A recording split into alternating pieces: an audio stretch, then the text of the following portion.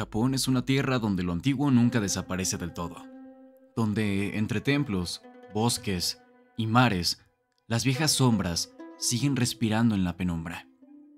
En las noches, cuando la neblina desciende y las linternas apenas iluminan el camino, se dice que las criaturas del folclore emergen del silencio para recordarnos que hay fuerzas más allá de nuestra comprensión. Son leyendas que han viajado de boca en boca durante siglos, tomando nuevas formas, pero siempre cargadas del mismo misterio.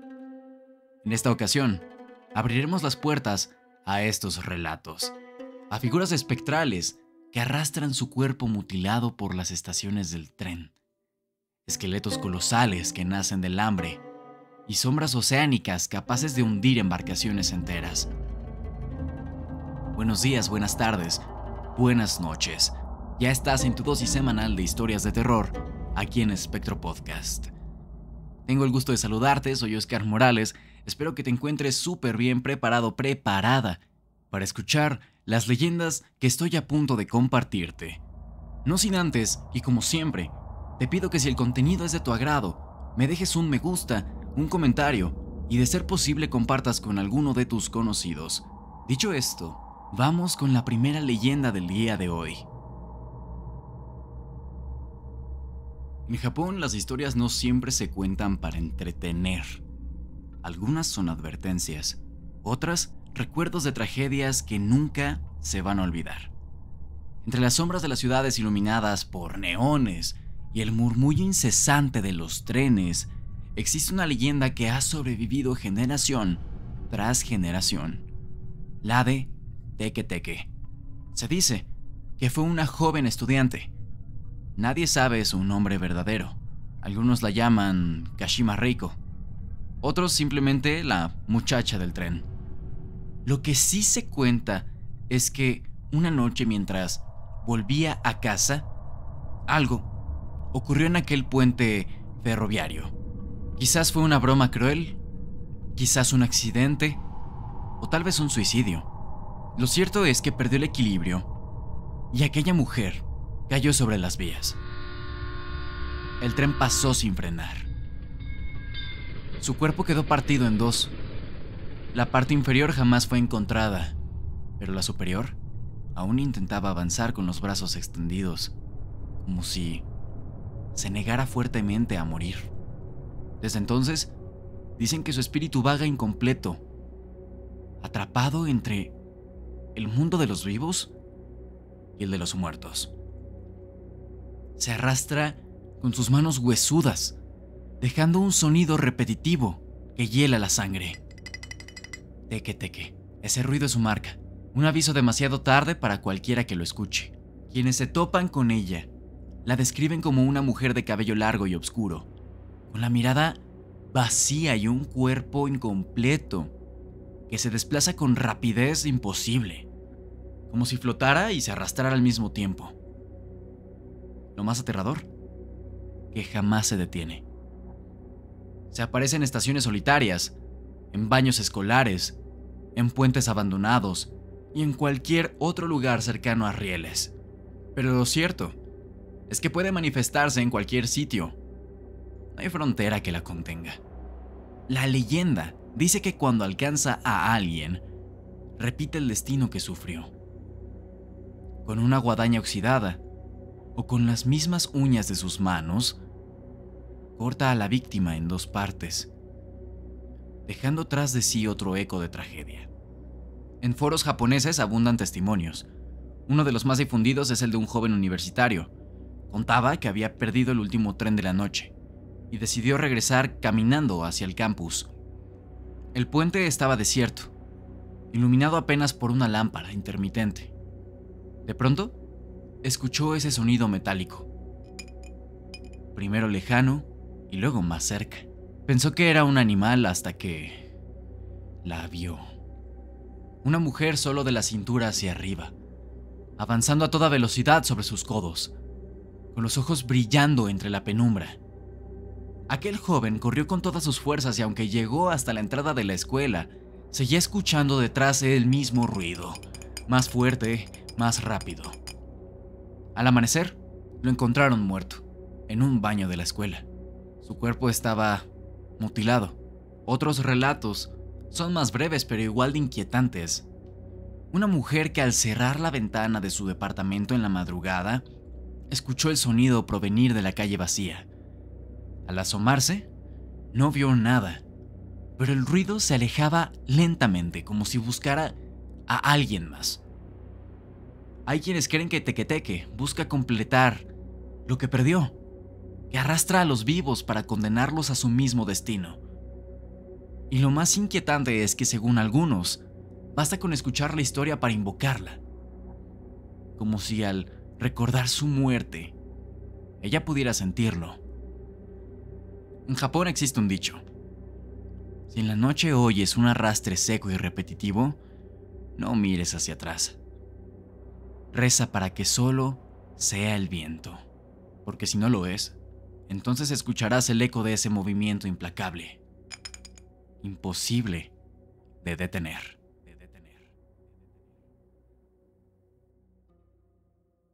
Una historia que mezcla tragedia con suspenso, con leyenda, con folclore, con historia.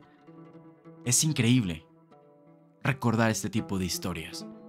Pero como en todas las historias, así como en México nosotros tenemos a La Llorona, por ejemplo, hay encuentros con esta entidad que han sido relatados en redes sociales. Me di la tarea de buscar un testimonio mediante la red social de Reddit y voy a compartir aquel testimonio que originalmente está escrito en inglés por un usuario que fue turista llamado Liliac. Acompáñame a escuchar el testimonio que comparte sobre Teque-Teque. Hace poco hice un viaje a Japón para estudiar un semestre en el extranjero. Mientras estuve allá, hice muchos amigos que me contaron sobre la historia de este hermoso país, por si algún día regresaba de visita. Una cosa que hay que saber de Japón es que su avanzada tecnología y sus personajes tiernos de anime casi logran cubrir por completo los horrores que se acechan entre las sombras. Lamentablemente tuve una experiencia aterradora con esos horrores, y de eso trata lo que voy a contar. Era sábado por la noche, y mis amigos y yo fuimos de bar en bar, desde Kioto hasta Osaka, ya que solo es un viaje de unos 25 minutos en tren. Todos estábamos bastante ebrios, tropezando y tambaleándonos en cada lugar. Para ese momento ya nos habían echado de 2 bares, y estábamos a punto de ser echados de otro más. Mis amigos discutían con los guardias de seguridad y con otros borrachos, y el ambiente ya se había arruinado.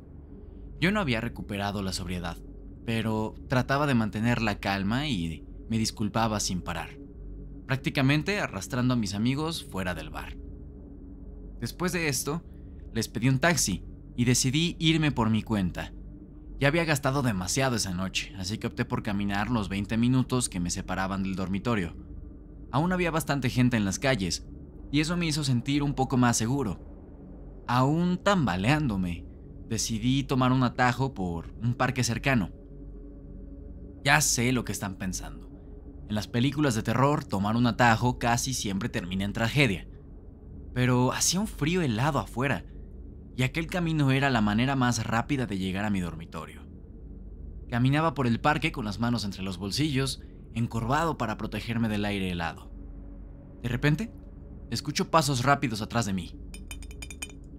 Al voltear no vi a nadie, así que seguí adelante. Apenas regresé la vista al frente, los pasos continuaron. Sonaba como si un niño corriera descalzo en medio del parque. Miré a mi alrededor, pero no había nada. Fue entonces, al volverme otra vez, cuando mis pesadillas se volvieron realidad. Iluminada apenas por un poste de luz, una mujer acostada boca abajo, mirándome fijamente.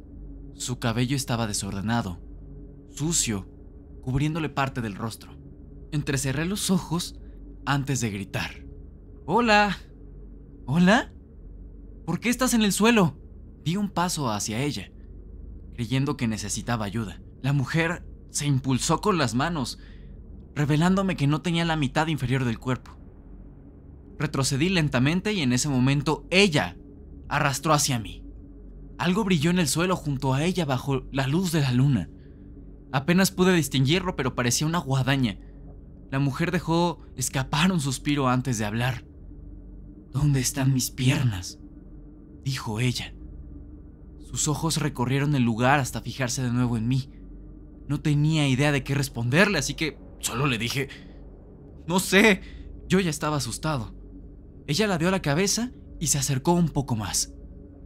Para entonces, ya estaba completamente sobrio. 1000 pensamientos pasaron por mi cabeza. ¿Qué estarían haciendo mis amigos? ¿Si habían llegado bien a casa? ¿Qué era lo que ellos estaban viviendo? Salí de mis pensamientos cuando noté que la mujer ya no estaba bajo la luz del poste. Miré a mi alrededor y de pronto sentí una punzada en el muslo.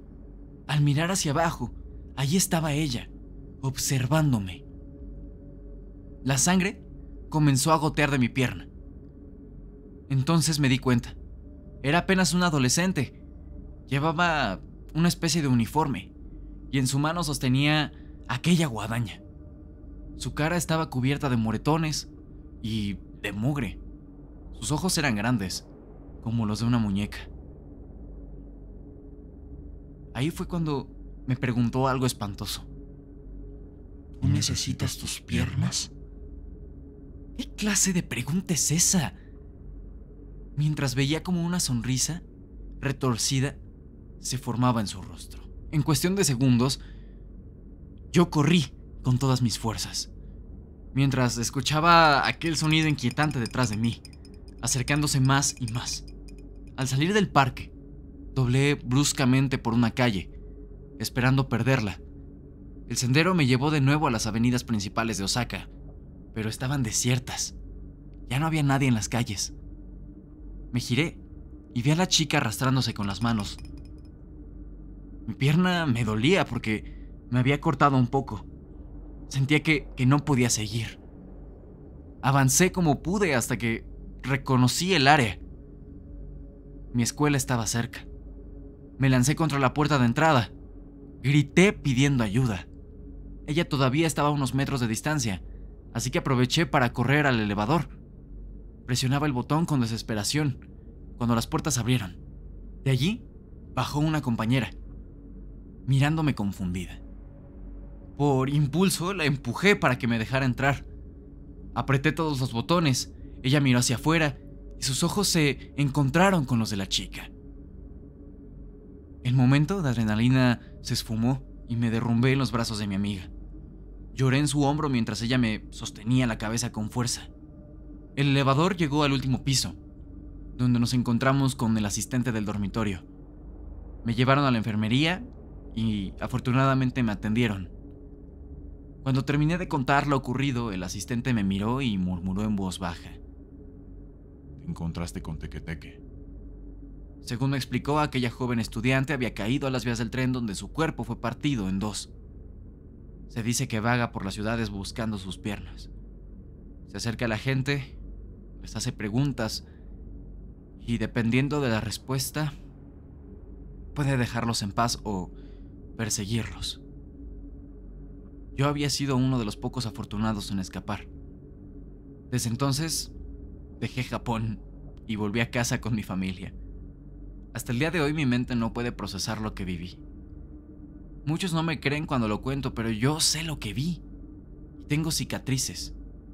Crean o no mi historia, lo dejo por aquí, con la esperanza de que alguien más haya tenido un encuentro similar. No sé, sinceramente, qué tan esperanzador sea tener un encuentro similar a este. La verdad es que yo creo que es bastante aterrador imaginarlo. Pero me sorprende la dramatización con la que redacta este testimonio. Te pido que me dejes tus opiniones respecto a esta leyenda en los comentarios. Vamos a escuchar la siguiente leyenda que tengo preparada para ti. Esta es la leyenda de un ser al que se le conoce como Gashadokuro. Acompáñame a escucharla. Entre los ecos de los templos antiguos y los caminos rurales, donde apenas llega la luz de la luna, existe una historia que pocas personas se atreven a contar en voz alta. Una leyenda que habla de un ser gigantesco, nacido no de un solo espíritu, sino de miles de ellos, condenados a vagar sin descanso. Este ser es conocido como el Gashadokuro. Su nombre significa esqueleto hambriento. Y no es una metáfora. Dicen que se trata de un esqueleto de dimensiones colosales, formados a partir de huesos humanos, que se levanta de la tierra con un crujido que rompe el silencio. Algunos relatos lo describen como una figura de 30 metros de altura, cuyos ojos brillan en la oscuridad como brasas y cuyos dientes rechinan buscando carne que devorar. Pero lo más escalofriante no es su tamaño, sino su origen. El Gashadokuro nace del rencor en épocas de guerra y hambruna, cuando los campesinos morían en los campos sin sepultura, o los soldados caían olvidados en las batallas. Sus cuerpos eran abandonados. El odio, la desesperación y la rabia de esas muertes injustas no se disolvieron con el tiempo. Al contrario, se fusionaron en un solo espíritu monstruoso que tomó la forma de un esqueleto gigante. No es un fantasma común. El Gashadokuro no busca venganza contra alguien en particular. Su furia es contra toda la humanidad. Se dice que camina de noche, invisible al principio, dejando tras de sí un sonido de huesos chocando. Y cuando se acerca, lo único que se escucha es un zumbido extraño en los oídos, un presagio de muerte. Si alguien oye ese zumbido, ya es demasiado tarde. El Gashadokuro lo atrapará con sus manos huesudas, lo levantará en el aire y lo triturará entre sus dientes. Otros aseguran que lo aplasta bajo sus pies, dejando tras de sí solo polvo. Durante siglos la gente del campo juró haberlo visto. Y entre estas historias destaca una que todavía es conservada. Se cuenta que después de una gran batalla en el Japón feudal, un samurái llamado Lemon regresaba solo por el camino de arrozales. Era medianoche y las cigarras habían enmudecido. De pronto comenzó a sentir un zumbido extraño en los oídos. Pensó que estaba cansado, hasta que los árboles cercanos comenzaron a crujir, como si algo gigantesco se moviera entre ellos. Al alzar la vista lo vio. Un esqueleto colosal, tan alto como una colina, avanzaba lentamente. Su mandíbula se abría y cerraba, con un rechinido seco. Cada paso hacía temblar la tierra. El samurái paralizado intentó huir, pero aquel ser lo tomó entre sus dedos huesudos como si fuera un insecto. Lemon, en su último acto de valentía, desenvainó su katana y gritó el nombre de sus ancestros. El Gashadokuro, indiferente, lo levantó a la altura de su rostro. Los ojos del esqueleto brillaban como carbones encendidos. El samurái sintió cómo el aire se escapaba en sus pulmones al ser estrujado, y su grito se apagó en la noche. A la mañana siguiente, los aldeanos encontraron el cuerpo arrasado, como si una tormenta hubiese pasado. No había rastro del samurái, salvo su espada rota clavada en la tierra. Desde entonces, los viejos decían que el espíritu de Lemon había sido devorado por el Gashadokuro, condenándolo a formar parte de aquel monstruo eterno. Y ahí está la verdadera maldición. El esqueleto hambriento no solo está hecho de huesos, sino también de almas que consume. Cada víctima lo fortalece. Cada muerte injusta lo alimenta. Este esqueleto, en cierto modo, es un recuerdo colectivo de todos aquellos que murieron en el abandono, de aquellos a quienes nadie lloró. Pero también es un símbolo. Nos recuerda que el rencor, cuando no encuentra paz, crece, se multiplica, se transforma en algo monstruoso. Así como los huesos olvidados dieron forma al esqueleto hambriento, las injusticias y el dolor que dejamos sin atender pueden convertirse en cadenas que arrastramos a nuestro lado. Quizás por eso, los ancianos japoneses decían que la única manera de evitar al Gashadokuro era ofrecer respeto a los muertos, encender inciensos, rezar por ellos y jamás olvidar sus nombres, porque si la memoria se borra, la furia de los olvidados puede volver. Hoy el Gashadokuro sigue siendo contado como una leyenda de miedo, pero detrás del espanto hay una advertencia más profunda. Mientras existan muertos sin justicia, los esqueletos seguirán caminando en la oscuridad. Y si alguna noche sientes un zumbido extraño en tus oídos, recuerda estas palabras. Vamos a escuchar la última leyenda que tengo preparada para ti. Acompáñame a escucharla. Imagina el mar en calma. La luna apenas se refleja en la superficie y el crujir de la madera del barco acompaña el vaivén de las olas. Los marineros respiran tranquilos, creyendo que la noche será larga, pero segura. Sin embargo, en las aguas de Japón hay una presencia que acecha justo cuando los navegantes bajan la guardia. El Umibozu. Su nombre significa literalmente monje del mar. Se le describe como una figura gigantesca, de piel oscura y cabeza redonda y calva, que emerge del océano en medio de la noche. Su tamaño supera incluso al de los barcos más grandes, y dicen que sus ojos vacíos reflejan la desesperación de las almas que perecieron en el océano. Las historias lo retratan como un espíritu de ahogados. Su aparición siempre presagia tragedia. Algunos marineros cuentan que el Umibozu se acerca en silencio volcando barcos con solo tocar el agua. Otros que exige un barril como ofrenda para saciar su furia. Aunque nunca se sabe si cumplir con el trato es lo suficiente para salvarte la vida. Una de las historias más antiguas habla de un grupo de pescadores que zarpó desde la costa de Shoshi, en la prefectura de Chiba. Era una noche despejada y el mar estaba tranquilo, demasiado tranquilo. Los hombres lanzaron sus redes y comenzaron a reír entre ellos, confiados en que regresarían con una muy buena pesca. De pronto el viento cesó. El aire se volvió más denso, como si el mar hubiera retenido el aliento. El barco dejó de avanzar y el agua bajo ellos se agitó como un corazón latiendo. Entonces emergió aquella silueta, más grande que cualquiera otra montaña que conocieran. Se alzó frente a todos.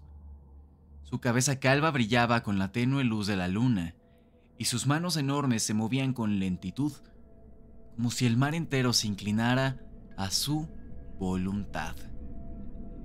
Los pescadores aterrados intentaron remar en dirección contraria, pero cada golpe de remo parecía llevarlos más cerca de la criatura. El capitán, recordando viejas supersticiones, ordenó que arrojaran un barril vacío al agua. Con las manos temblorosas, uno de los hombres obedeció y el barril flotó hacia las manos del Umibozu.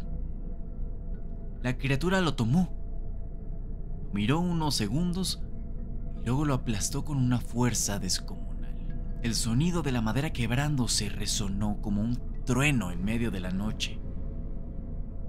Después, el Umibozu abrió la boca y sin pronunciar alguna palabra, sopló con una fuerza tan brutal que levantó olas más altas que cualquier tormenta. El barco se perdió entre las aguas y nunca se volvió a saber de aquellos hombres. Se dice que hasta el día de hoy, en noches demasiado tranquilas frente a la costa japonesa, los pescadores sienten un miedo irracional, como si una mirada invisible los vigilara desde debajo del mar, porque el Umibozu no avisa, no razona y no perdona.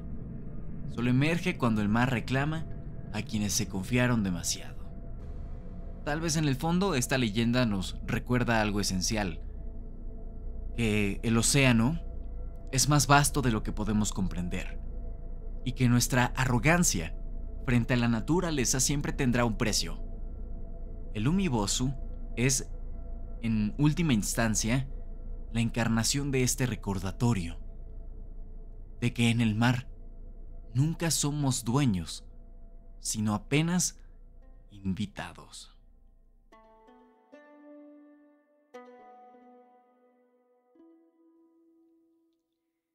Te agradezco por acompañarme en este recorrido emblemático, tan legendario. Déjame saber si conoces alguna otra leyenda que tenga origen en Japón. No te olvides de que tú y yo tenemos una cita la próxima semana, aquí mismo en Espectro Podcast. No te olvides tampoco de mandar tu historia a mi correo electrónico o a mis redes sociales. Espero que estas leyendas te hayan fascinado tanto como a mí. Nos vemos pronto. Que tengas un buen día, una buena tarde o una excelente noche.